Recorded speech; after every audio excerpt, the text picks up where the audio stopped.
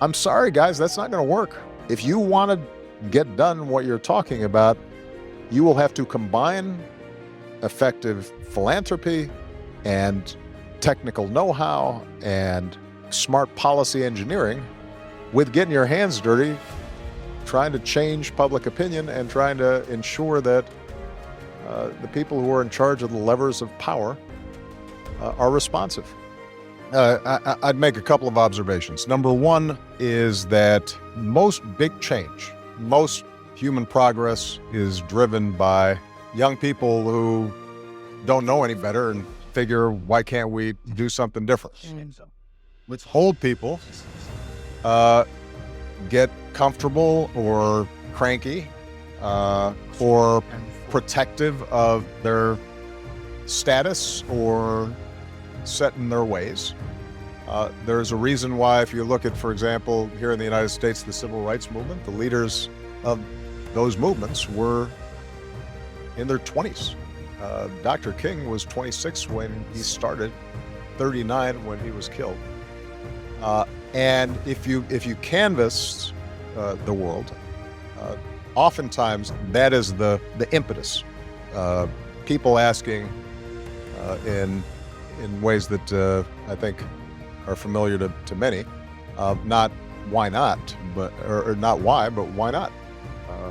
Why do things have to be the way they are? So that's point number one, that young people, I think, can make an enormous difference. Number two is that because most of us now either live in democracies or countries that purport to be democracies, because we have won the battle of ideas that says governments and our common efforts have to be rooted in the legitimacy of people. There is more power than ever in people being able to band together and collectively push for initiatives that are going to make change in their lives. That's something that for most of human history was unimaginable. That is one of the amazing transitions that has taken place. And you will notice that even in autocracies today, there is at least the pretense of democracy, because people believe that governments that are rooted in people are more legitimate. And that's a battle we won and now have to make real wherever we can. That's point number two. Point number three is simple math.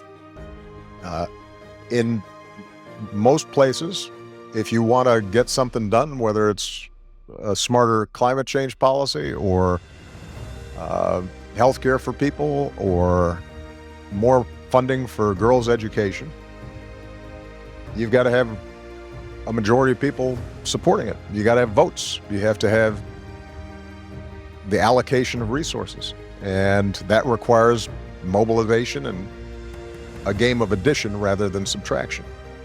So, and the fourth point I would make would be the internet now has turbocharged the capacity for us to develop movements in ways that we had not imagined before.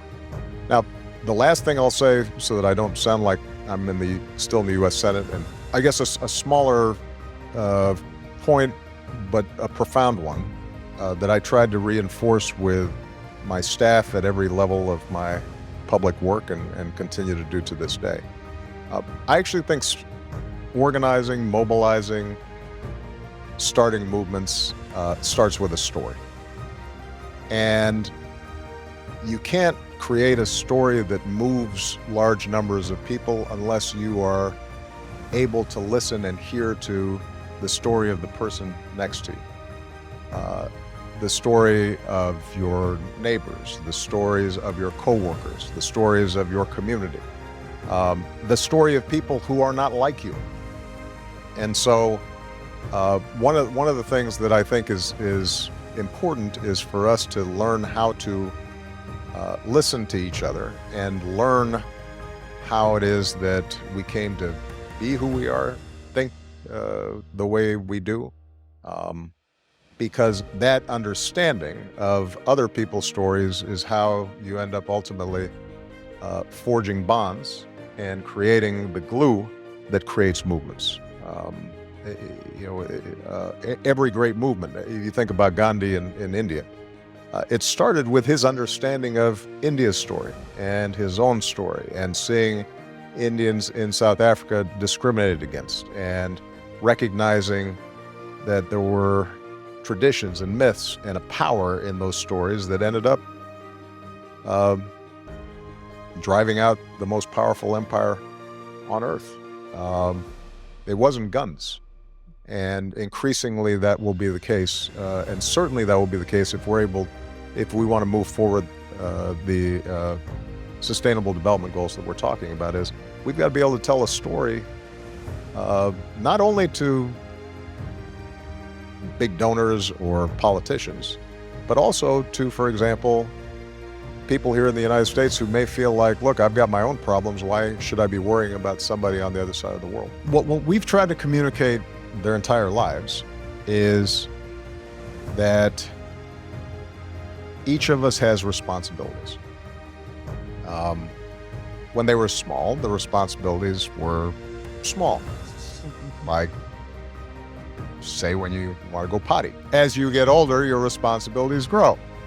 Part of what we, I think, try to communicate is that being responsible is an enormous privilege. That's what marks you as a fully grown human, is that other people rely on you, that you have influence, that you can make your mark, that if you do something well, that will improve other people's lives, that the kinds of values that we've tried to instill, many of them your basic homespun values like kindness and consideration and empathy and hard work, that those are tools by which you can shape the world around you in a way that feels good.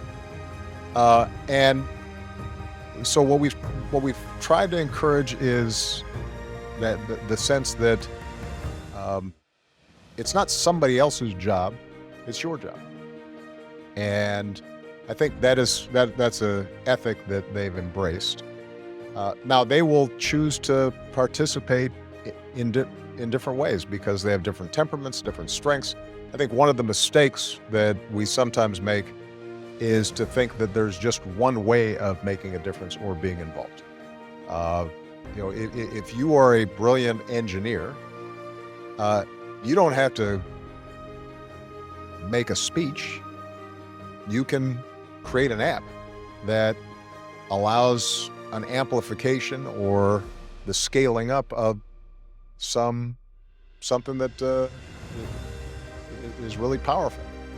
If you are somebody who likes to care for people, you don't have to go out and lead the protest march. You can mentor some kids, or work at a local health clinic that is going to make a difference. So there are a lot of different ways in which to make a contribution, and we try to emphasize that to them as well. And then the third thing that we try to encourage is what I mentioned in my earlier remarks, which is that you have to be persistent. I always tell people that my early work as a community organizer in Chicago taught me an incredible amount, but I didn't set the world on fire. I got some public parks for communities that needed them. I started some after-school programs. We helped set up a job training program for people who had been laid off of work, but those communities weren't suddenly transformed. They still had huge problems. I took that experience and then I was able to build on it. And I think so often we get impatient because change does not look as if, sometimes it's not as discernible or immediate or impactful as we had imagined in our minds. And we get disappointed and we get frustrated.